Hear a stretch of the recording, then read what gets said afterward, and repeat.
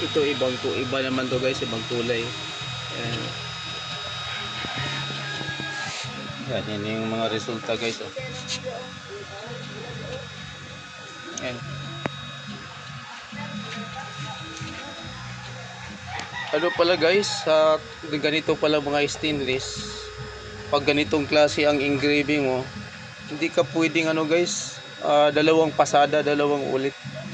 Kasi pag dalawang ulit na yan, wala na, iba na yung resulta guys, papangit na, yung iba light, yung iba naman hard, yung iba naman stainless na ang labas guys. Pag hindi mo masakto yung ano, sunog guys, yan, kailangan ganyan lang. Yan, kailangan hindi mo dalawang ulit guys, pasadahan, hindi pwede to. Hindi gaya ng kahoy guys, pwede mong ulitin dalawang beses, tatlong beses. Dito hindi pwede guys, hindi lalabas yung ganyan, hindi lalabas yung ganitong klase na kulay. Yan guys, okay, thank you. Yan yung resulta niya guys. So yan oh, litaw na litaw yung ano niya, yung pagka-engrave. Iba yung ano nito guys, iba yung ano niya, yung texture ng ano niya, paint niya. Ito medyo nipis-nipis yan, diretso na agad pagka hindi mo kabisado yan, stainless na agad ang labas niyan. Ito makapal siya guys, kaya ang iwasan mo naman dito kahit makapal siya, yung sunog kasi mag-iitim yan guys. Pag nasubra naman yung ano niyan, apoy. Tapos yung focus niya guys, importante din. Yan. Tapos yung speed, makapal ang ano nito, klaseng ano to. Yan yung resulta guys. Yan guys, iba naman to guys, magkapal yung ano nito, yung paint ng ano nito, ginagamit ng tumbler na to guys. Ito makapal siya guys, hindi katulad dito guys, iba naman to, medyo may kanipisan to. Kaya yan, kailangan kabisado mo yung ano, texture guys, kasi hindi yan maglalabas ng black. Ang lalabas niyan stainless pag hindi mo kabisado ang ano yan, yung focus, saka yung buga, yan, saka yung speed niya guys, kailangan kabisado mo talaga yan. Pero ang pinaka-importante sa lahat, yung pinaka-texture ng ini-engravean mo guys. Kasi pag hindi mo kabisado yan, sunog yan guys. Tapos yung ibang resulta naman dyan is stainless na ang labas, hindi na siya ganyan na black.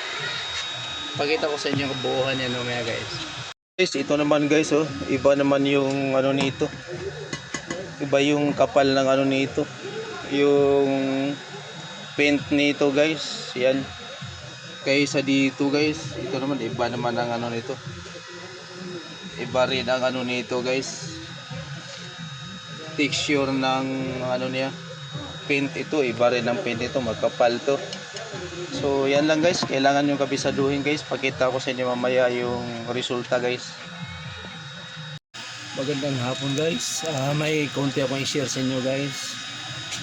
Yung pag-engrave ng stainless na tumbler guys, mga coated guys, medyo pag diode naman ang gamit mo guys, sa akin is diode, ginamit ko ngayon is algo laser guys, 5.5 watts lang to guys. So mas sobrang silan guys no ang paggawa nito guys, kasi yung ginawa ko no, light lang, light engraving. So kailangan kabisado mo yung una, kasi kailangan kabisado mo yung texture ng tumbler, kasi iba-iba yung coated ng paint niyan guys. Pag hindi mo kabisado yan, pangit ang resulta, sunog. Yung iba naman diretso sa stainless. Yung ginawa natin, kailangan din litaw lang yung engraving natin guys.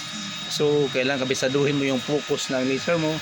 Una yung focus, tapos yung buga ng apoy, tapos i-check mo yung speed. Yun pinaka-importante nito guys, yung speed niya, apoy, tsaka yung focus. Tsaka kailangan kabisado mo rin yung texture mismo ng bawat tumbler guys. Hindi yan basta-basta pag-engrave nito guys. Hindi kayo mag-engrave guys na maganda, puro sunog, pangit ang resulta. Minsan yung iba na ano na sa stainless, yung iba naman litaw, kaya di pantay yung ano guys no. Kailangan kabisaduhin mo yung texture ng tumblers guys, yung klase ng paint. Pag nakabisado mo yung guys, sigurado ganito ang resulta niya guys. Perfect yan guys, ganito. Yan. Yan yun, no. Ano siya, maganda siya. Maganda yung mga resulta guys. Yung pagka-engrave niyan.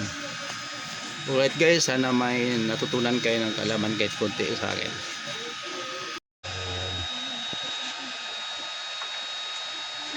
So, ano guys. Ito yung mga finished product natin guys.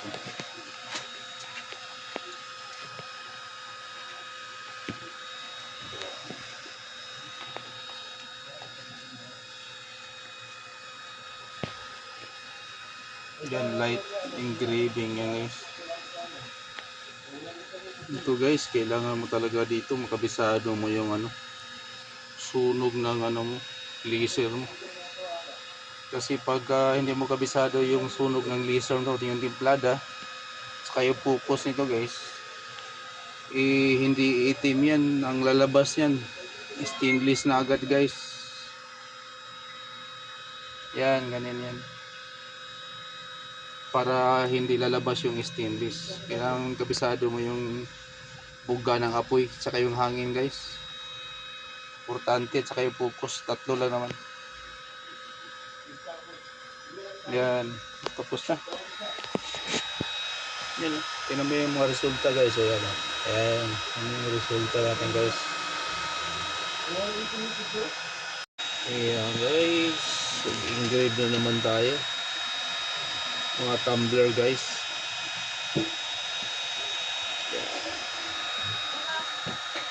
So, mahata yung ano natin ngayon, algo laser natin guys.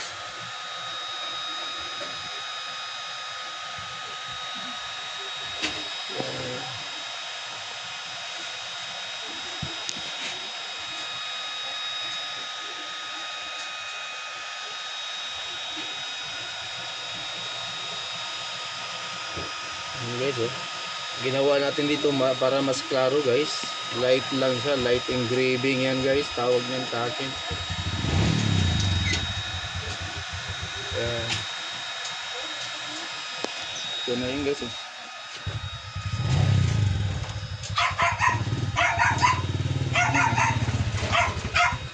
Yan yung resulta niya guys, light engraving lang siya. Yan, oh.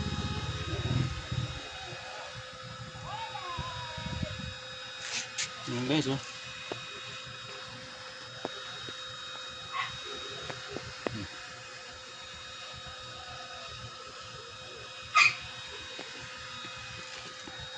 Right. Guys, magandang umaga guys. Ito, mag-engrave tayo ng mga tumbler guys. Yung iba naman mug.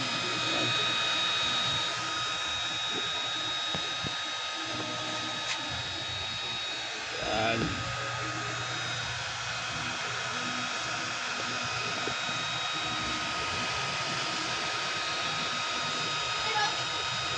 Yan yung engrave natin guys. Tapos ito na yung resulta. Yan. Yan yung finished product guys. Yan. 11 minutes. Yan.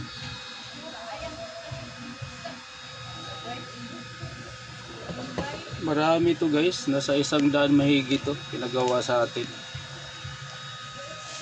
Yan. Engrave lang sa atin guys.